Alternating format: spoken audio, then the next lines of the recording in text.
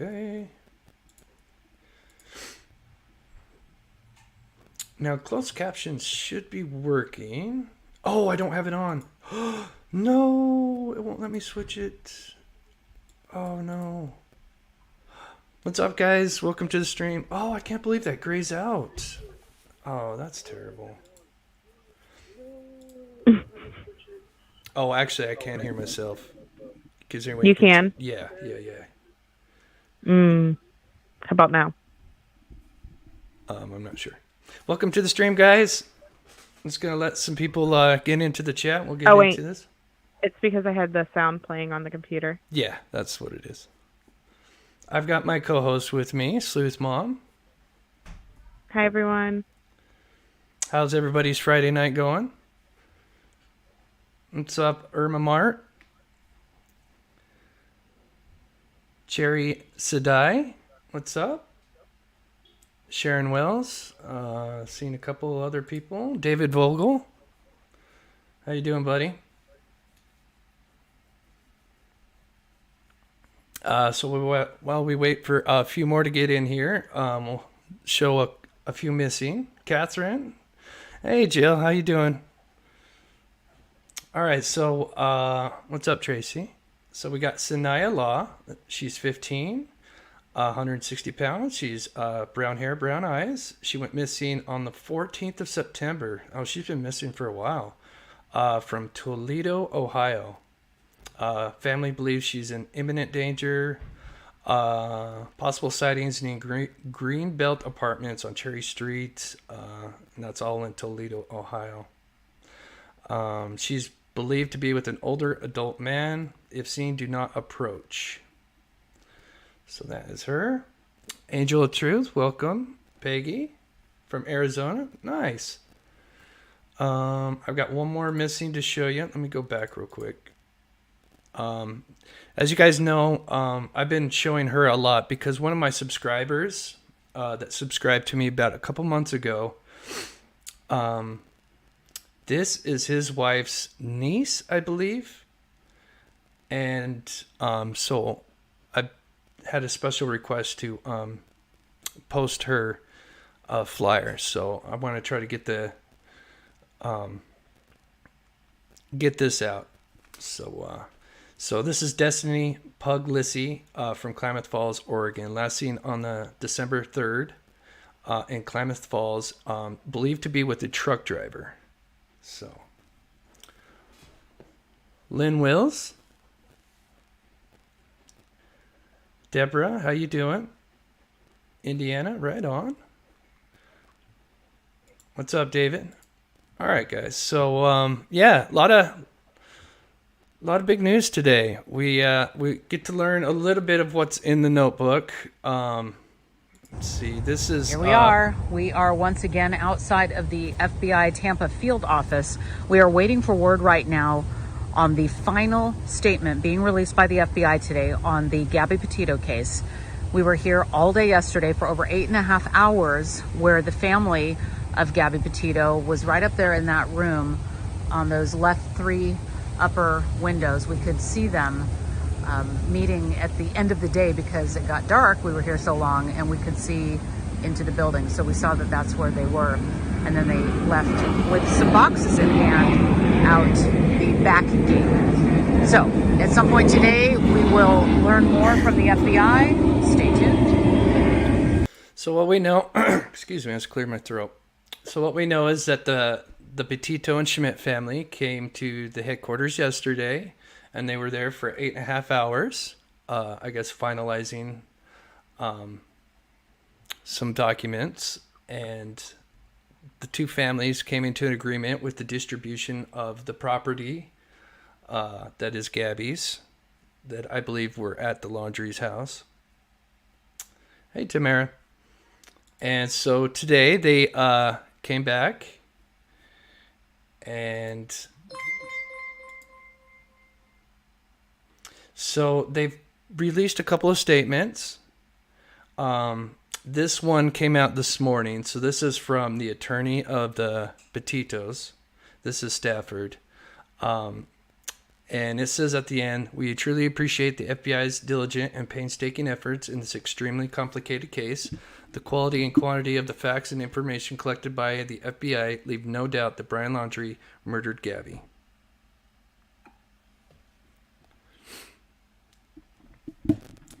You still with us, Sleuth? I think Sleuth's Yeah, having some sorry, problems. I lost my sound for a second completely. I'm back now, though. Okay, you're I don't know okay. what's going on with my computer. That's okay. We all have problems. Then they released another statement. This is from the FBI, and it says, all logical investigative steps have been concluded in this case. The investigation did not identify any other individuals other than Brian Laundrie directly involved in the tragic death of Gabby Petito. The FBI's primary focus throughout the investigation was to bring justice to Gabby and her family. The public's role in helping us in this endeavor was invaluable as the investigation was covered in the media around the world. On behalf of the FBI, I want to express my deepest appreciation to the public for the thousands of tips that were provided during the investigation, and to our local, state, and federal law enforcement partners for their work throughout the investigation. So that closes one chapter, as far as, who did it. Now we now have learned what was in the notebook. So I'm going to play a video from Brian Anton. Hey everybody, I just wanted to get on here real quick with this breaking news involving the Gabby Petito Brian Laundrie investigation. Sorry, I'm in my car, like I'm driving in between stories when all this broke. I mean, we knew this was coming really as of yesterday. We got tipped off that the FBI was going to release their final statement and final report to the media today in regards to the investigation, and that's literally what just happened within the last hour. I'm just going to read you the statement, which we have all of this on newsnationnow.com if you want to look at it again, but I'm just going to read you the final statement here from the FBI. All logical investigative steps have been concluded in this case. The investigation did not identify any other individuals other than Brian Laundrie directly involved in the tragic death of Gabby Petito. Okay, so I just read this. I'm going to skip this a little bit. So really the new piece of information here is the FBI has officially connected Brian Laundrie to Gabby Petito's death, while we all sort of surmised that was the case for quite some time. Now the FBI has actually put it in writing, saying the investigation did not identify any other individuals other than Brian Laundrie directly involved in the death of Gabby Petito. So now we've got that officially from the FBI. There were a few other interesting nuggets in there, and again, all of this is on our website, newsnationnow.com. Just pulling this up here. So there was something else interesting deeper in the FBI's final report for the media. They had this timeline, and they said that the FBI did a review of the notebook. You'll remember there was that notebook that was found near Brian Laundrie's body in the Carlton Reserve. So they did a review of the notebook and found written statements by Brian Laundrie claiming responsibility for Gabby Petito's death. So that is new. We knew through sources for a while, we reported this, that there was stuff in the notebook that was legible and that the FBI was able to make it out despite the notebook being wet in the swamp there.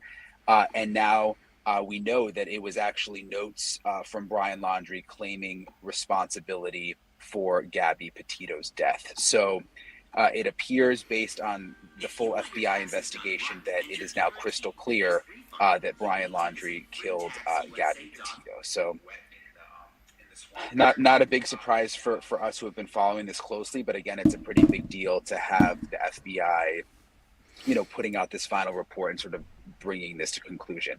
The number one question I've been getting over the last half an hour is, what does this mean for the Laundrie parents? A lot of people were wondering whether or not they would be charged, and we don't know exactly, but this appears to be the end. I mean, the FBI called this their final statement, so it appears that Chris and Roberta Laundrie will not be facing any charges. But they don't actually say that, but it appears the investigation is. So before I let this video finish, apparently what he just said may not be the truth, guys.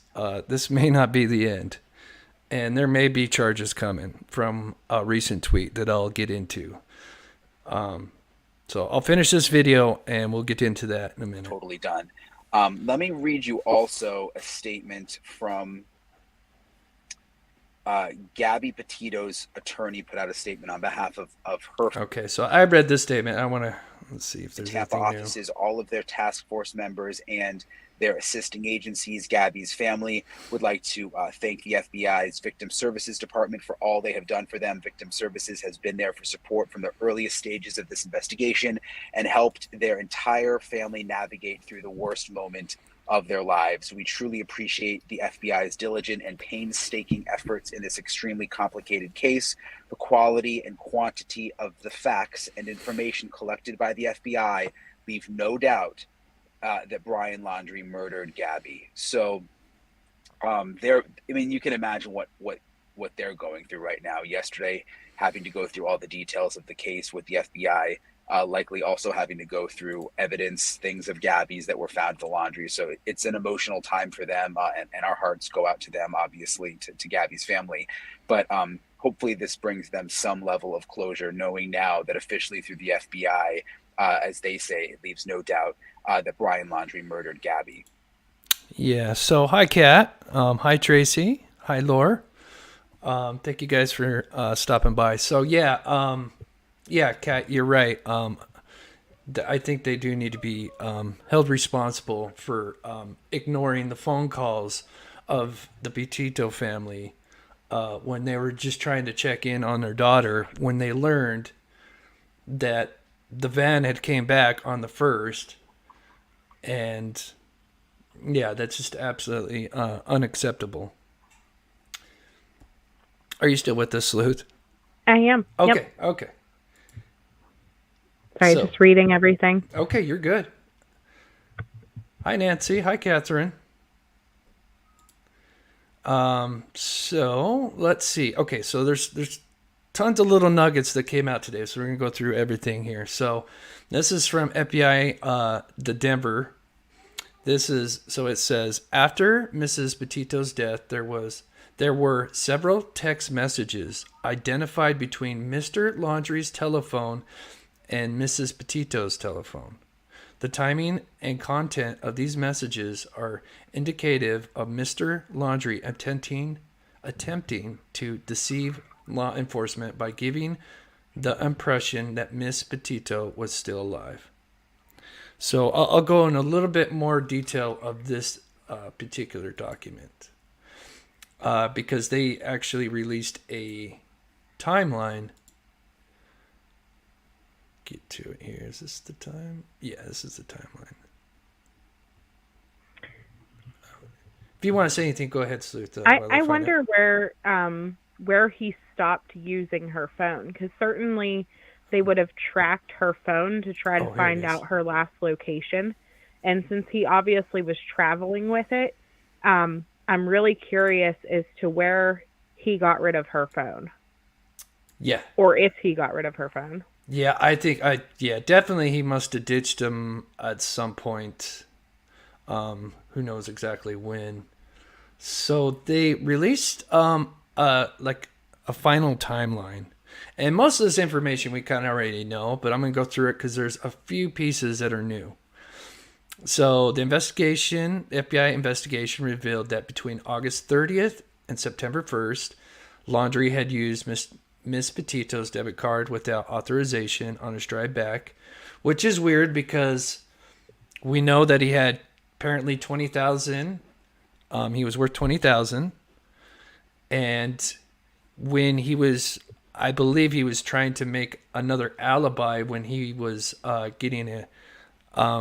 when he was hitching a ride, he offered that one gal $200 gas money. So I wonder though if the $20,000 is some type of trust fund that they couldn't access, like while they were on the road. Mm-hmm. True. Yep. Or bonds even. Yeah. There's still a lot of questions. So after Mrs. Petito's death, there were several text messages. So this is what I just read in this last. So there's several text messages identified between Laundrie's phone and Miss Petito's phone. So it looks like, because we know that there was the infamous no service in Yosemite text.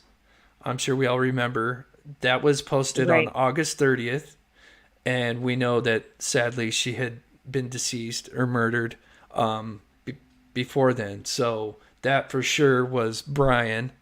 And I actually saw something. I think it was on the Peacock documentary. And I don't know if they just added this in to just kind of like put a little context into it, or if there was a bigger message.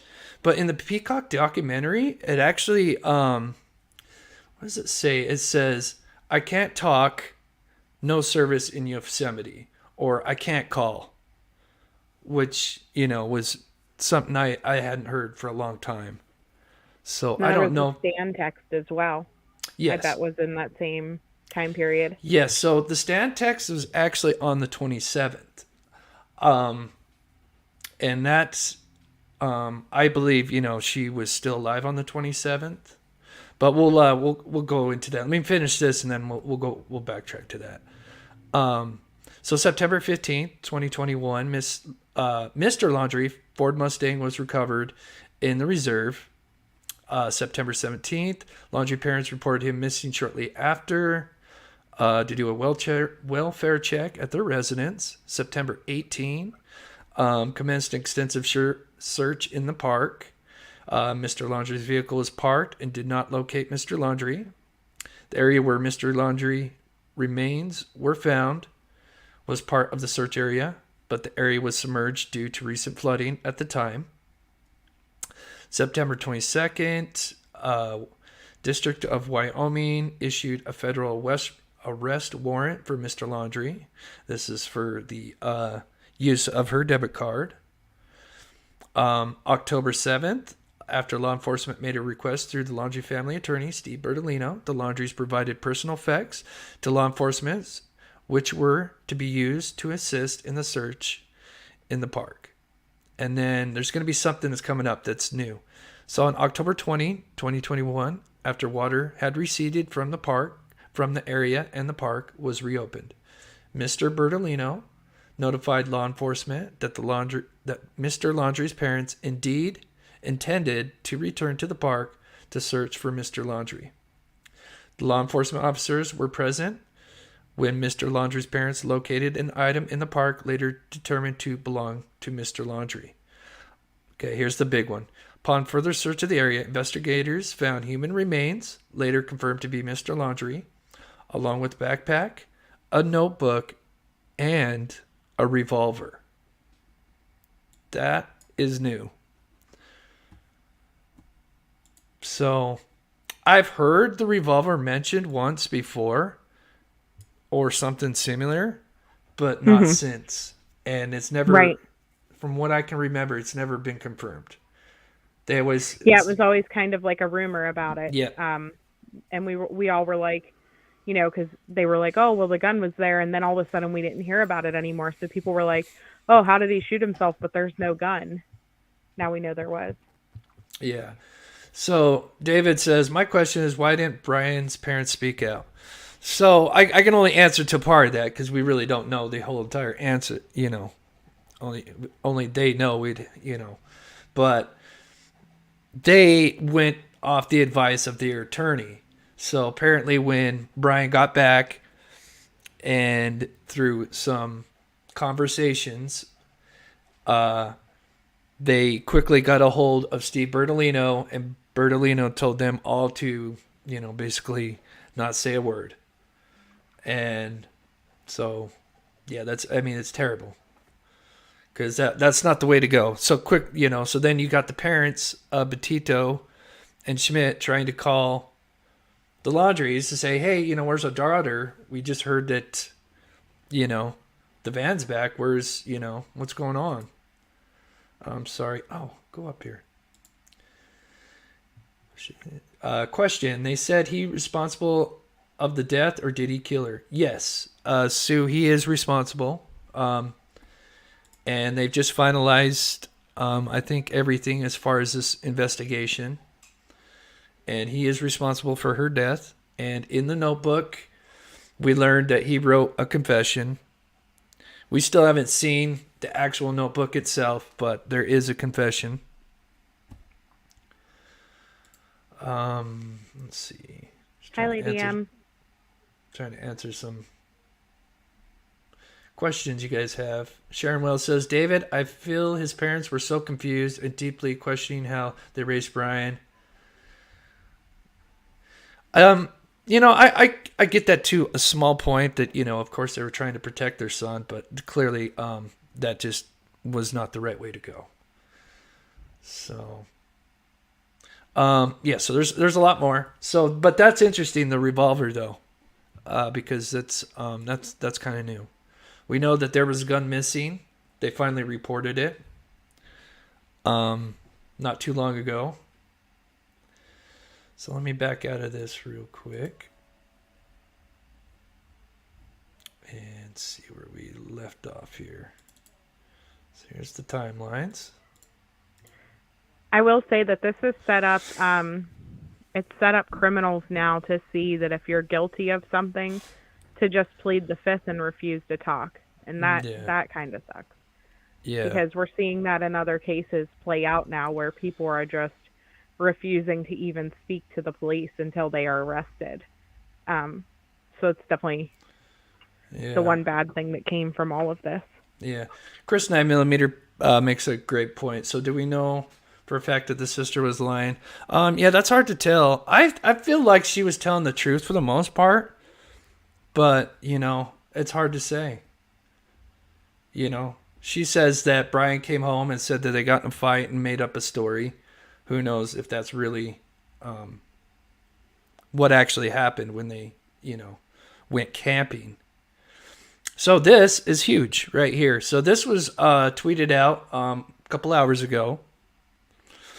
So it says, tune into a special report with Brent Bayer for the latest on the Gabby Petito story as the FBI releases the last update before closing the case.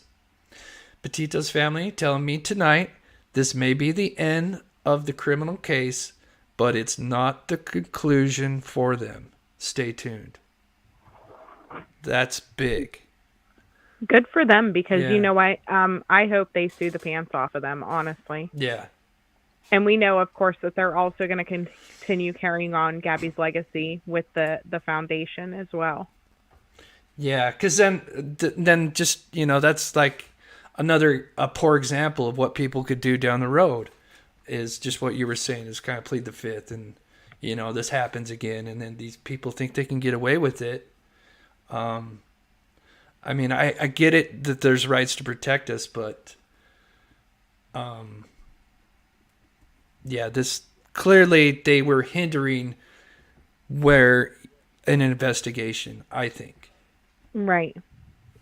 Yeah, I mean, and think of all the money and the man hours that was spent looking for Gabby and then looking for Brian, based off of their silence, basically. Yeah.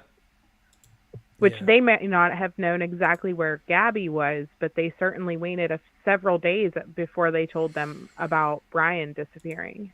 Right. So I came across this.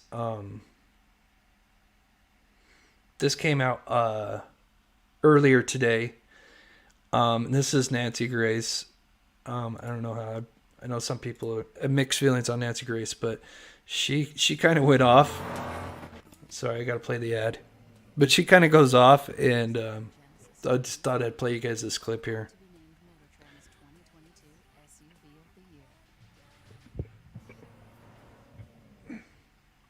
Okay, here it comes.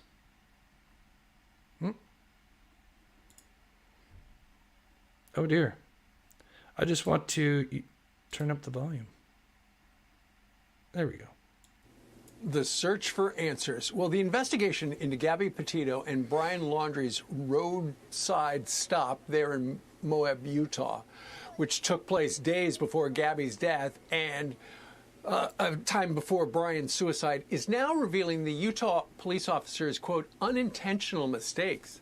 The probe finding the officers did not contact the 911 caller who reported the fight, didn't photograph or mention Petito's injuries, didn't connect the couple. I'm going to skip with to mental Nancy health Grace here. Since the beginning, she joins us right now. Nancy, good morning to you. It looks like the biggest problem right there was that they did not arrest Gabby.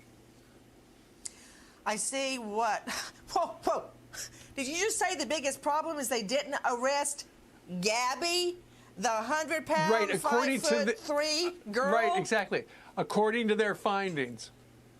There you go. There you go. I see the biggest problem right now, this minute, is that we are still denying what happened to Gabby. And this is bringing back for me all of the fat lips, the black eyes, the broken bones, the domestic homicides that were glazed over, ignored, airbrushed because they were mishandled. This was mishandled. She's deemed the aggressor even now.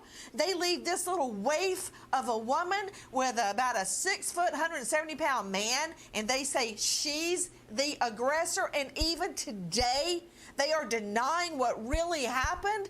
For Pete's sake, man, they just got a 911 call that Brian Laundrie was striking her in the face and beating her in the open, in broad daylight. The classic symptoms of her being a battered woman were all there. But yet they named her the aggressor, and today they want to tell me that nothing would have made a difference? That is complete BS, a technical legal term. If they had separated them and told Gabby, counseled her about her options, it may have saved her life. Right. No, I completely agree. But according to their recommendations, we should have arrested her. They did not connect all the dots. And now going forward, what they're saying, Nancy, is the officers should have received more domestic violence training, more legal training, should have known the policy better, and had know how to. Okay, so I just wanted to play that a little bit because Nancy, she tells it how it is. Work the software so they don't. I'm trying to. She really does, man. She never holds back anything. Oh dear. God. Gotta love Nancy. Yeah, boy, I almost couldn't get that off my screen. Yeah, someone just said in the chat that they met Nancy Grace at Jodi Arias's trial. Oh wow, LaDawn. That's amazing. Yeah, that would be exciting. Yeah, and Jodi Arias. That's a case that I'm definitely gonna cover one day on my channel because that's a very interesting case. I was trying to find her comment. Sorry, LaDawn. Oh, there it is. Yeah, I met Nancy Grace while I was at Jodi Arias' case. I like her. She is who she is. She's a very outspoken girl. Really, I think I was really first introduced to her during Casey Anthony case. I think I had heard of her, but and I'm sure I've seen her before that, but really it was like the Casey Anthony case that she stuck out. So I've been getting I think we got some people subscribe, I believe. I'm hearing the notifications. Yeah, that's awesome. Yeah, we got 229 watching right now and 109 likes, you guys. Hit the like button, please. Thank you guys so much for, yeah. And let me know,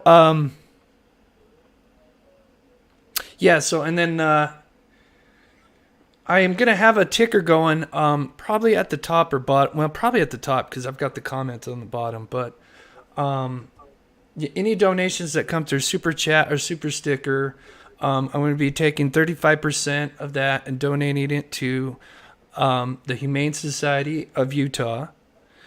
And I think each month, or we'll do it like quarterly, we'll do up like the totals. And then I'll do like a live show where we send that in. I've never sent in donations like that before, so it's kind of new to me. But because I love animals, so... Yeah, I think it's really awesome. So just so you guys know, like you said, the Super Chats not only help support the channel so that he can spend the time that he does putting out the amazing content that Chris has, but also now you're going to be helping build a kitty Kitty City at the animal shelter. Yeah.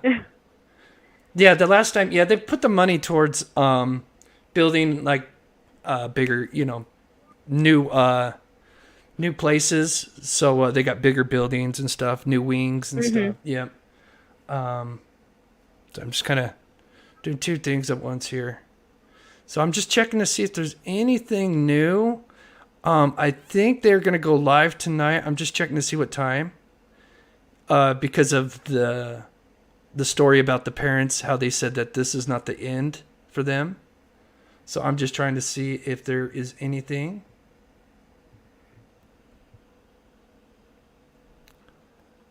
And so the special report is going to be with Brent Bayer. Let's see if there is a time for that, and I will let you guys know. And then there has been a little bit, some new information with the Kylan Schulte case. We'll touch on. I seen that article come out this afternoon, and I was like, I bet you they watched his video yesterday, because we literally were just talking about them and who you thought could be a possible person of interest, and then boom, person of interest. Yeah, well, it's kind of big news. Yeah, and it's gonna get absolutely. clearly. And I feel like it's all happening at the exact same time. Like, okay, Brian didn't do it. Hey, but look, this guy did. You know what I mean? Yeah. So for those that, hey, Sarah Thomas. Hey, Silent. Let's see what you guys got. There's a lot going on in the chat, so I'm trying to keep up with you guys here. So with the Kylan Schulte, they released a report 2 days ago, and it kind of got overshadowed with the Petito stuff going on. But it's real interesting because they released something new, and I'll read this part up here. So the Grand County Sheriff's Office immediately secured the site, spent the next several days processing the scene.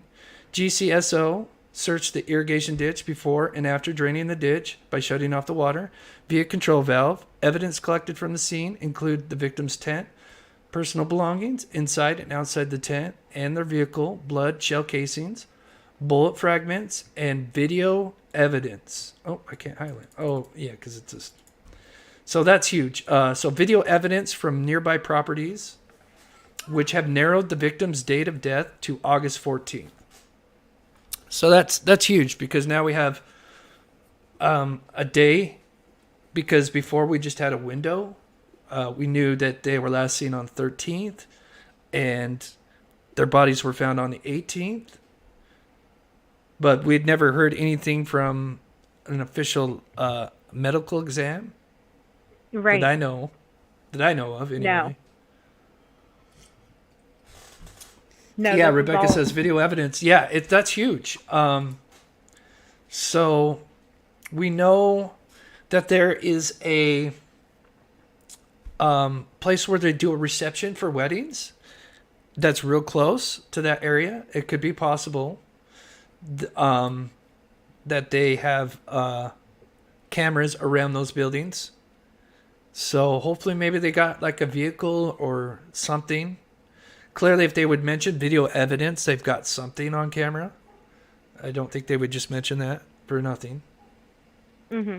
So, and then the other big news was, and it's not like big, but it kind of tones down who we could be looking for, because it says there was no sign of forcible SA on either victim. Because that was... Sorry, my door just kind of like slammed on its own. It's probably just a gust of wind, but that was kind of creepy. Yeah. Door. Yeah. But yeah, so when, it was always, spread that the information that came out is that they were sexually, I can't say that. But now with this document coming out, they say that they were not, because I think it was because they were found with their clothes kind of pulled down. So I believe that's probably, maybe people assumed that's what happened. Yeah, Rebecca says, Ghost. Yeah, I don't know if you guys caught that on stream. Like that was, which is weird because I think I have all my windows shut. Probably not. So, anywho, that'll be for the end. So I got a little something with Betty White, but oh, okay, yeah, it's just a 10-second clip, but mm-hmm. So Yeah, it's not Tuesday. Yeah, it's not Paranormal Tuesday. So anyway, yeah, so let me play this video just to kind of lighten up. I mean, I don't know. This is still kind of sad, but let's lighten up. So she pre-recorded something for her 100th birthday. Okay. So it's just 10 seconds.